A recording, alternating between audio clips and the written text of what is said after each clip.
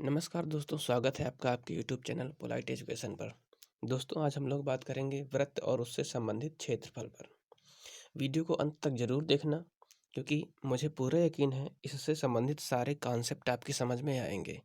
तो चलिए वीडियो शुरू करते हैं। दोस्तों, बात करें हम वृत्त की, तो वृत्त होता क्या है? वृत्त किन्हीं दो निश्चित बिंदुओं, देखिए वृत्त बनता कैसे पहले ये हम बता देते हैं। वृत्त कोई भी दो निश्चित दूरी पर स्थित बिंदु ले लिए जाएं और उनमें से ये देखिए, ये दो निश्चित दूरी पर स्थित बिंदु हैं। इनमें से एक बिंदु को स्थिर रखा जाए और दूसरे को उसके परितः घुमा दिया जाए। तो इसको हम स्थिर रख रहे हैं, इसको घुमा रहे हैं। मान लो ये दोनों बिंदु डोरी से बंधे हुए हैं, तो इसको जब इसके परितः ऐसे करके घुमाएंगे, ऐसे, तो ये घूमती हुई ऐसे जाएगी और यहीं पर फिर मिल जाएगी। तो जो आकृति हमें प्राप्त होगी वो कहलाएगी वृत्त। फिर से देखते हैं।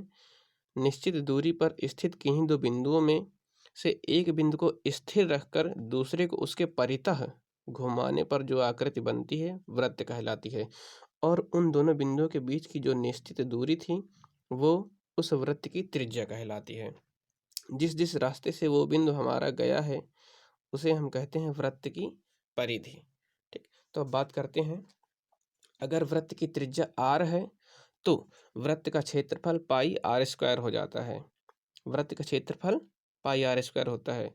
वृत्त की परिधि 2 पाई आर होगी। वृत्त की परिधि का मतलब ये जिस जिस रास्ते से गया है ये वाला भाग कहलाएगा वृत्त की परिधि। और क्षेत्रफल का मतलब ये इस सर्किल के अंदर का ये पूरा भाग है, ये कहलाएगा हमारा वृत्त का क्षेत्रफल। अगर हम वृत्त के व्यास की बात करें तो वृत्त का व्यास होता है d बराबर 2r। आप देख सकते हैं ये है हमारा वृत्त। ठीक, अब वृत्त कंप्लीट हो चुका है। हम बात करते हैं अर्धवृत्त की। तो अगर इस वृत्त को बीच से दो भागों में तोड़ दिया जाए तो वो एक भाग कहलाएगा हमारा वृत्त का आधा भाग, यानी कि अर्धवृत्त। तो हम देखते हैं अर्धवृत्त की त्रिज्या भी वही होगी जो वृत्त की त्रिज्या होती है। देखिए ये है आपके सामने वृत्त। ठीक, हम इसके दो भाग कर देते हैं बिल्कुल इक्वल। ये देखिए, ये वृत्त पूरा था, इसको बीच से काट दिया गया। तो अब दोनों भाग कहलाएंगे अर्धवृत्त। आधा वृत्त ये है और आधा वृत्त ये है। ठीक, जो इस पूरे वृत्त की त्रिज्या थी वही त्रिज्या इस आधे वृत्त की भी होगी। ठीक, तो ये है हमारा अर्धवृत्त। देख सकते हैं आप, अर्धवृत्त में त्रिज्या तो केंद्र से ही ली जाएगी। केंद्र यहाँ पर है इसका।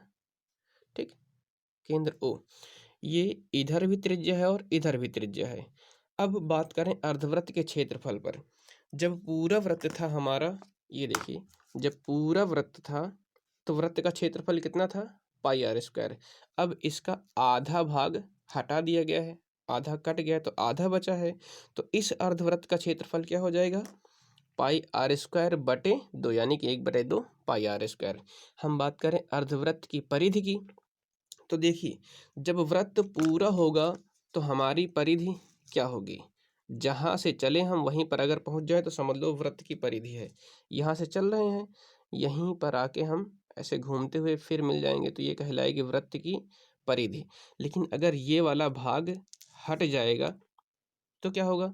देखिए यहाँ से चलें, ये इधर से आके फिर यहीं पर पहुंचेंगे, तो ये भाग कहलाएगा हमारा अर्धवृत्त की परिधि। अब अर्धवृत्त की परिधि में जो पूरा वृत्त था उसका ये वाला भाग पे तो कोई फर्क नहीं पड़ रहा, एक्स्ट्रा में ये वाला भाग आ जाएगा। ठीक, तो अर्धवृत्त की परिधि हो जाएगी, इतना भाग है हमारा पाई आर, क्योंकि पूरे वृत्त की परिधि कितनी थी? 2 पाई आर। तो उसको दो भागों में बांट दिया जाए तो एक भाग कहलाएगा पाई आर। तो ये वाला भाग है हमारा ये पाई आर, और ये क्या है? ये एक त्रिज्या इतनी है, एक त्रिज्या इतनी है, तो आर प्लस आर, यानी कि अर्धवृत्त की परिधि बन जाएगी ये पाई आर प्लस 2r। क्योंकि यहाँ से चलना शुरू करेंगे तो ये वाला हो जाएगा पाई आर, और इधर फिर जाएंगे तो 2r। Pi r plus 2r, r common ले लेंगे तो ब्रैकेट में बचेगी पाई प्लस 2। उम्मीद करते हैं ये बात भी आपकी समझ में आई होगी। अब हम बात करते हैं वृत्तों से संबंधित क्षेत्रफल की। ठीक, तो हमारा फिगर है एक त्रिज्यखंड। देखिए त्रिज्यखंड को इंग्लिश में कहते हैं सेक्टर। त्रिज्यखंड होता क्या है, किसी भी वृत्त में दो त्रिज्याओं और संगत चाप को मिलाकर काटा गया भाग त्रिज्यखंड कहलाता है। त्रिज्यखंड जैसे देख रहे हैं इसमें त्रिज्या छिपी हुई है, तो त्रिज्या और संबंधित चाप से मिलकर जो भाग बनता है वो कहलाता है हमारा त्रिज्यखंड। आप देख सकते हैं ये हमारा पूरा वृत्त है। ठीक, ये पूरा वृत्त है। अगर इसकी दो त्रिज्याओं को मिला के हम भाग काट के अलग कर दें, ये वाला भाग काट के अलग कर दें, तो ये भाग कहलाएगा हमारा त्रिज्यखंड। यह है हमारा त्रिज्यखंड। अब ये त्रिज्यखंड जो है किसी कोण पर अलग होता है, दो त्रिज्याओं के बीच कोई कोण बनता है। ठीक, तो वो कोण हो जाता है हमारा त्रिज्यखंड का कोण। त्रिज्यखंड का क्षेत्रफल हो जाएगा, पूरे वृत्त का क्षेत्रफल पाई आर स्क्वायर था और पूरे वृत्त का कोण कितना होता है 360 डिग्री का, तो इस पूरे क्षेत्रफल को 360 डिग्री से भाग कर दें और जितने कोण का त्रिज्यखंड निकाल रहे हैं उसी से कर दे गुणा, तो बन जाता है हमारा पाई आर स्क्वायर थीटा बटे 360। ये बन जाएगा हमारे त्रिज्यखंड का फार्मूला। त्रिज्यखंड का एक दूसरा फार्मूला भी होता है, ये 1/2 चाप गुणे त्रिज्या, ये भी त्रिज्यखंड का ही सूत्र है। बात करें हम त्रिज्यखंड के चाप की लंबाई, तो चाप की लंबाई का मतलब ये वाला भाग, इस वाले भाग में कोण कितना है थीटा, तो त्रिज्यखंड के चाप की लंबाई हो जाती है 2πr थीटा बटे 360। हम बात करें दीर्घ त्रिज्यखंड का क्षेत्रफल, तो दीर्घ त्रिज्यखंड का क्षेत्रफल देखिए ये हमारा पूरा वृत्त है, ये हमारा जैसे इसको दो भागों में बांटे हैं तो ये लघु वृत्तखंड और ये है हमारा दीर्घ वृत्तखंड। तो दीर्घ वृत्तखंड का जो क्षेत्रफल होगा वो इस पूरे वृत्त के क्षेत्रफल से अगर हम लघु वृत्तखंड वाला क्षेत्रफल हटा दें, इसको हटाएं, तो ये जो भाग बच रहा है ये वाला कहलाएगा हमारा दीर्घ वृत्तखंड का क्षेत्रफल। तो दीर्घ वृत्तखंड का क्षेत्रफल हो जाएगा पाई आर स्क्वायर माइनस लघु वृत्तखंड का क्षेत्रफल, यानी कि पूरे वृत्त के पूरे क्षेत्रफल से ये छोटा वाला काट के निकाल दिया गया है, तो ये बन जाएगा हमारा दीर्घ वृत्तखंड दीर्घ त्रिज्यखंड का क्षेत्रफल। ठीक, दीर्घ त्रिज्यखंड के क्षेत्रफल का फार्मूला हो जाएगा पाई आर स्क्वायर माइनस लघु वृत्तखंड का क्षेत्रफल, या इसी को हम दूसरे तरीके से निकाल सकते हैं पाई आर स्क्वायर ब्रैकेट में 360 माइनस थीटा बटे 360। दूसरा अगला फिगर है हमारा वृत्तखंड का। वृत्तखंड क्या होता है, देखिए वृत्त में, किसी भी वृत्त में जीवा और उसके संगत चाप को मिलाया जाए, ये जीवा है और इसके संगत चाप को मिलाया जाएगा तो जो बन के तैयार होगा वो कहलाएगा हमारा वृत्तखंड। ठीक, ये वृत्तखंड है हमारा। अब वृत्तखंड का क्षेत्रफल क्या होता है, पाई आर स्क्वायर थीटा बटे 360 माइनस त्रिभुज का क्षेत्रफल। अब ये किस त्रिभुज की बात हो रही है, ये देखिए ये हमारा वृत्तखंड है, इसको डायरेक्ट ये वृत्तखंड निकालने का कोई फार्मूला नहीं है हमारे पास, तो इसके लिए क्या किया जाता है, केंद्र से इस बिंदु को और इस बिंदु को मिला दिया जाए, तो ये वाला पूरा भाग हमारा बन के तैयार हो जाता है त्रिज्यखंड। ठीक, तो त्रिज्यखंड का क्षेत्रफल निकाल लें, इस वाले भाग का क्षेत्रफल निकाल लें और उसमें से ये त्रिभुज, ये जो दिख रहा है ये वाला, इसको माइनस कर दें, तो जो भाग बचेगा वो कहलाएगा हमारा वृत्तखंड।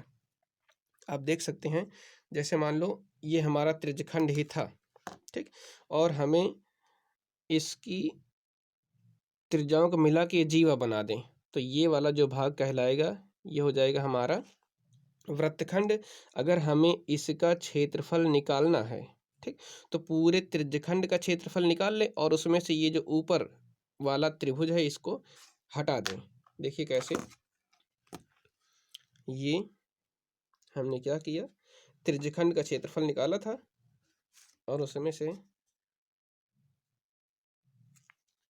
ये देखिए त्रिभुज को काट के अलग कर दे रहे हैं।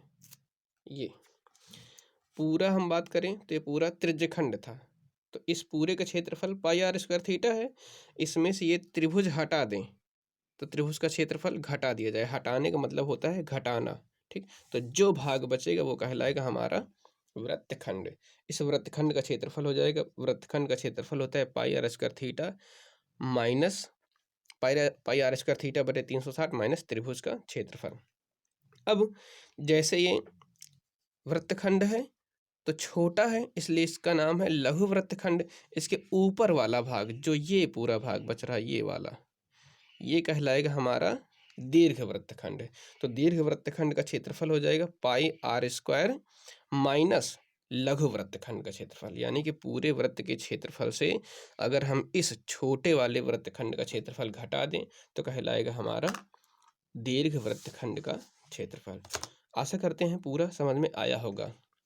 अगर वीडियो को आप पहली बार देखे हैं, चैनल पर पहली बार आए हैं, तो चैनल को सब्सक्राइब करके वीडियो को सब्सक्राइब करें, चैनल को सब्सक्राइब करके वीडियो शेयर करें ताकि हमारी हर वीडियो आप तक पहुंचे आसानी से। हाँ, वीडियो शेयर करने के लिए दिल से थैंक्स।